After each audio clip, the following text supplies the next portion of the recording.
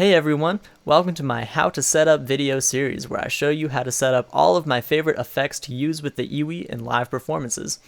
As always, this doesn't need to be limited to EWI players. These effects can be used by any singer or instrumentalist as well. This video will be all about the tremolo effect.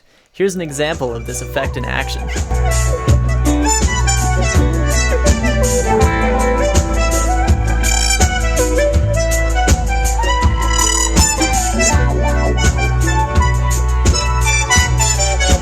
As you can hear, the sound of my EWI is being silenced at a varying rate, giving it sort of a choppy, glitchy effect. I have this mapped to the roll function on my Wii remote, but you could easily set this up with a pedal or knob as long as it's MIDI compatible. When this effect is triggered at a high rate, I think it sounds like the EWI equivalent to growling on a saxophone. When the effect is triggered at a lower rate, it kind of reminds me of machinery or appliances or some weird arrhythmic robotic language.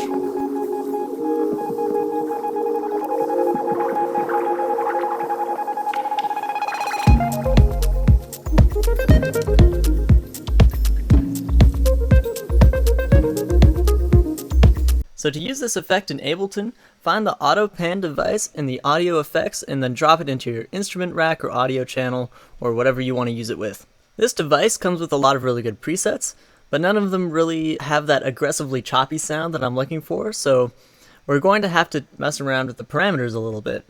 So the first thing that we want to do is take our amount dial and turn it all the way to 100%.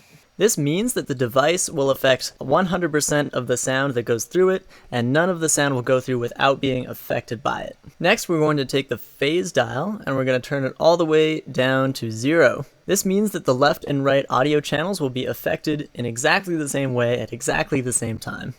Also, under the knob where it says rate, we're going to select the little music note. Now the rate of this effect is going to be measured in subdivisions of the quarter note as opposed to in hertz, which I find to be just a little bit more musical. So next we're going to take the shape dial and we're going to turn it all the way to the max. That's looking pretty good, but it's still not blocky enough for me, so what we're going to do is we're going to select the sawtooth wave in the bottom right corner to add some sharp edges to these curves. So now we just have to assign this to our MIDI controller of choice.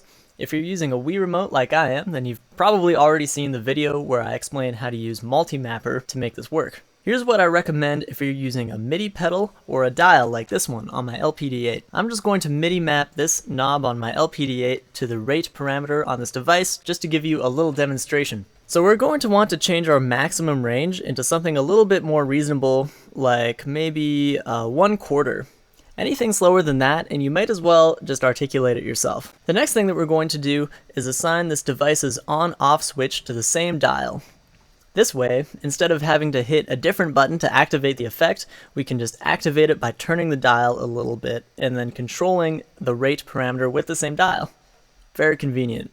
In order to make this work, we're going to have to go to the same mapping and change the range minimum to 1 instead of 64.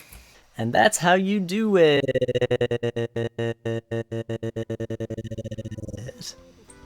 That's it for this tutorial video. Please leave a like if you found this to be helpful or interesting, and please subscribe if you want to learn how to set up more effects like this one. Thanks for watching. Until next time.